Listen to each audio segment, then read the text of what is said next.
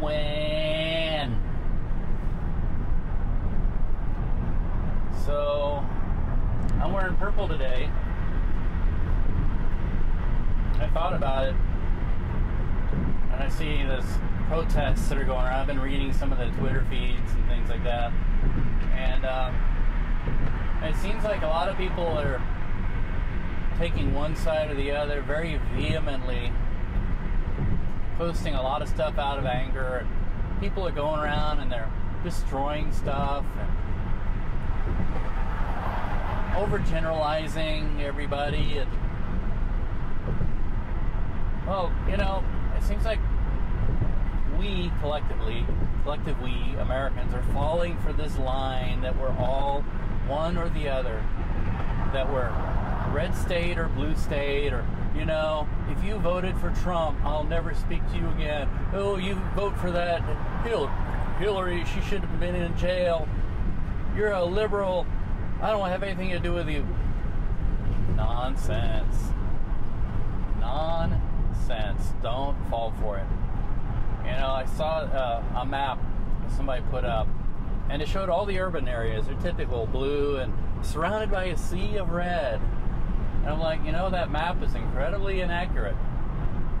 If you were to mix those colors the way they really are represented, you know, meaning the red being the Republican vote and the blue being the Democrat vote, and you really saw it the way it was represented, you would see that overall the map would be the color purple, meaning we are all pretty much in the middle.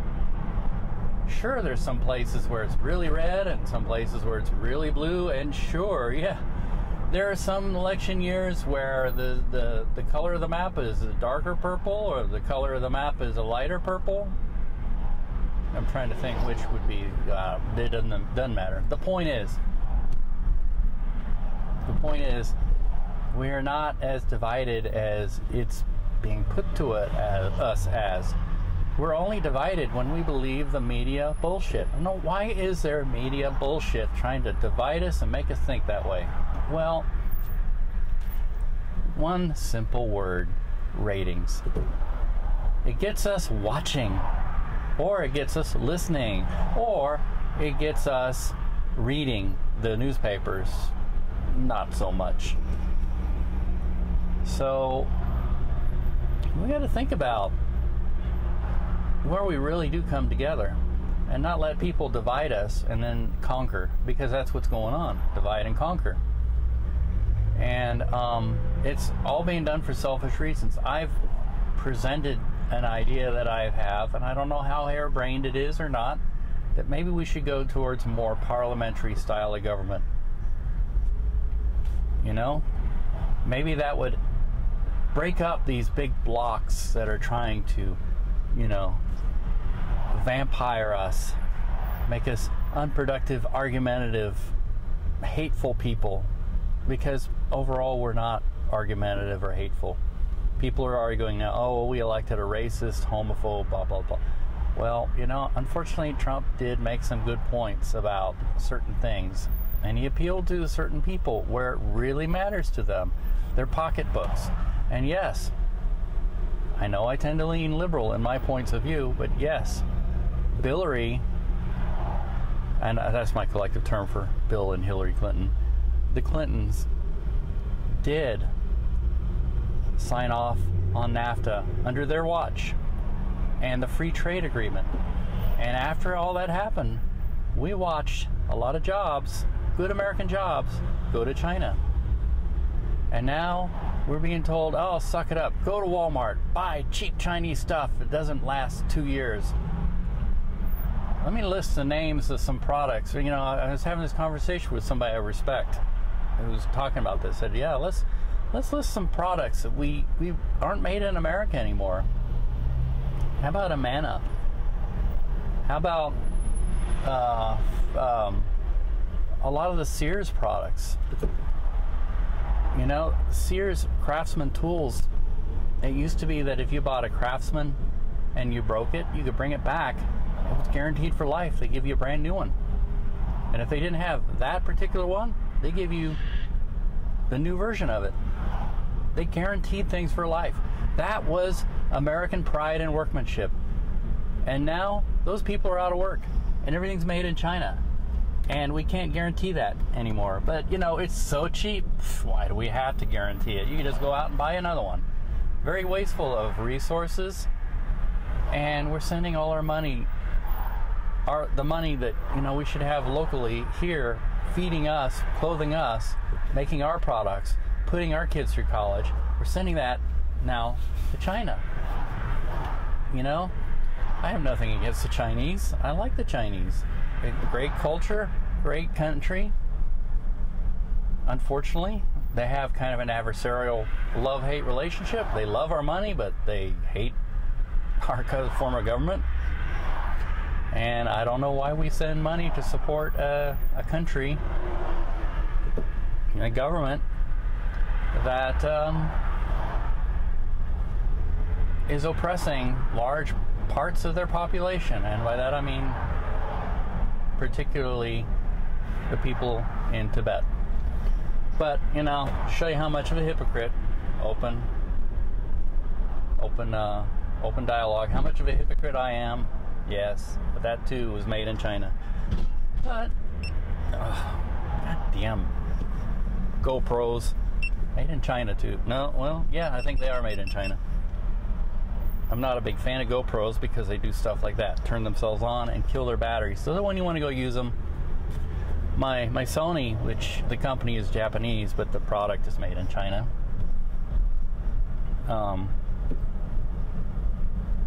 The camera I'm using now doesn't do that. But yeah. So yeah, I'm spending a lot of time trying to prove Donald Trump's point. Well, he's the president now, and he's the president probably for that reason. And if the Democrats don't understand that, they don't deserve to be around. And I would go for a more moderate wing of the Republican Party. I would like to see, you know, I said again, parliamentary form of government. One advantage of that is we'd break up these huge factions. We would divide the parties up into little smaller groups. One party doesn't do it, hey, kumbaya, you know? And nobody can form a big majority and run everything, because that's not democracy either. You know, it may be democracy that gets us there, but that's not democracy in the end. And that's an unfortunate thing we have to watch out for. That's a tendency of democracies to go in that direction, especially when your Constitution was written a long time ago, when the country was much, much, much smaller, and there wasn't a whole lot of room for a lot of opinions. Now we are a much bigger, much more populous country. We need to represent the full range of American ideas and opinions. And the best ones, turn that off. How rude. The whole range of ideas and opinions. And the best opinions should be the ones that rise to the top. We don't have that system right now. We just have a system, honestly, the two candidates that we had running for office both had one thing in common. They felt like they were entitled to have that office. Well, when they felt so entitled, you know one of them is going to be a crybaby when they didn't get it, and the other one was going to be like, oh, look at me, I'm so great, I deserve it. Neither of them deserved it. Neither of them were entitled. They just played the system. They just gamed the system to their advantage. And trust me, there were a lot of people were scratching their heads in this election going, is this the best we can do? Well, it is when you got large blocks, powerhouse blocks running everything. And that's true of what's becoming our American plutocracy, is that it favors the big, the rich, the powerful. It does not favor you, you. I get that all twisted around. It doesn't favor us. And we're becoming disillusioned, and a lot of people saying, why the hell should I vote? I don't want to vote. It doesn't do any good anyway. Well, you know, we all should participate in some way, shape, or form, but the present system really does discourage it. It doesn't discourage it when you participate in a way that's along the party line. As long as you're with the party line, you're fine. Participate all you want. But if you go off the tangent or the deep end somewhere, oh, you're third party, you're crazy, you're a wacko. Sorry, doggies. My doggies, when I pontificate, get scared because they think it's just shouting. I don't need to shout. But, oh my God. Give up already. That phone call is from a pair of Trump supporters who want to lecture me, and I'm not in the mood. I don't want to be lectured by Trumpers or Clintonites. And I know what they have to say, and I don't need to have that conversation right yet. I'm not in the mood. But I am in the mood to go to a protest tonight, and I'll probably sit back and watch, maybe record it and share it. But I have a feeling that it's going to be a bunch of people shouting at each other who've bought into the red and the blue, and we're taking sides, and you guys are a bunch of assholes, and our side is so much better. Oh, we lost, you won, blah, blah, blah, suck it up. Who cares? You know, when the system's broken and everybody kind of knows it, it's sort of foolish to, like, continue to perpetuate that. And I'm just opting out. I don't want to perpetuate it. And yes, that kind of actually brings me in line with my job, you know, because I can get in trouble in some ways for expressing my opinion too much. But now I'm like, I'm fairly safe because I'm sort of expressing a neutral opinion, except that the whole system, the whole election, and I'm going to use less expletives than I did last night. The whole election is screwed up, to say the least. The whole system is screwed up. I get distracted. People looking at me, talking to myself. Hey, I'm talking to my phone, assholes. Sorry. But the whole system is screwed up, and we need to address that. And there are a lot of people out there, a lot of the people who predicted this election would go one way and were wrong, who are trying to tell us now, you can't fix that. You can't do anything about that. Well, you know what? It may be hard. It may be hard to do, but we can. And we can do it legally. And we can do it peacefully. And we can break up the big blocks of, and you know, those big blocks are going to stand against us. They might even try to do underhand, well, they will try to do a lot of underhanded things. I mean, we have a long history in this country of people doing underhanded things when they didn't like something that was threatening them. And, you know, violence is one of those things. You got to be realistic. I don't advocate violence. I'm not a violent person. I run from a fight. I'll admit it. I'm not going to use the cliche, I'm a lover, not a fighter, because I'm not really much of a lover either. I don't know what I am. But you know what? There's some things you could get anybody to fight about. And, you know, when I say fight, I don't mean, you know, take up arms and things like that. I mean to fight for. You know, to in many ways lay possibly your life and your security down to fight for it. And that, yeah, there's stupid people everywhere, really stupid people. But I'm going to end my rant, and it has been long and stupid, and I am here at my place where was supposed to meet somebody 33 minutes, no, about 15 minutes ago. I'm not that bad. But there's nowhere to park. Damn it, it's all Rump's fault. You know, now that Obama is out of office, we can stop saying it's all Obama's fault, because now we can just say it's all Rump's fault. That kind of makes me happy. Anyways, I would say hee, but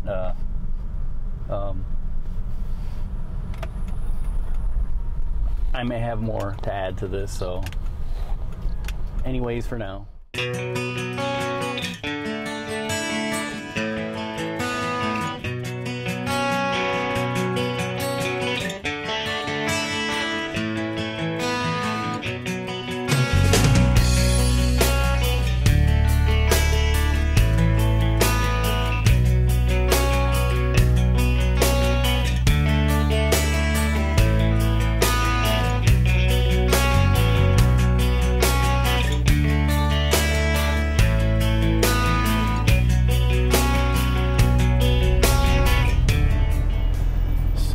Arriving at Union Station, I saw on Facebook there's supposed to be a protest rally or something of some sort here, so let's see what we got. The first thing is, I really need to pee.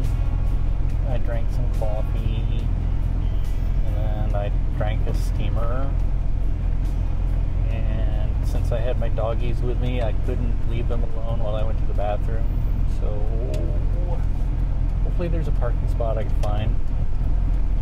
And this may be nothing, although I am right behind a police car. Kansas City, Missouri police car. So they're driving through the parking lot. Actually, they're driving the wrong way on one way. I guess there's no rule that says I can't park in the post office spots because the post office is closed. Handicap. I don't see anything. I don't see anybody. Looks like maybe the regular Amtrak crowd. Ooh, maybe that car is coming out. There's some spots that are blocked off. Because it's a turnaround. Some road or some lot destruction going on here. I mean construction.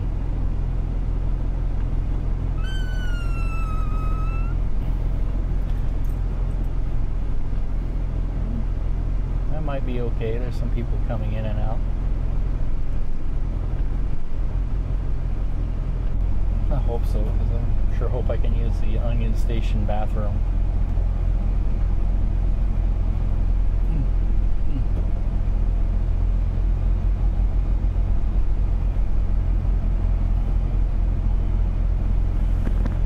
That's 10-minute parking.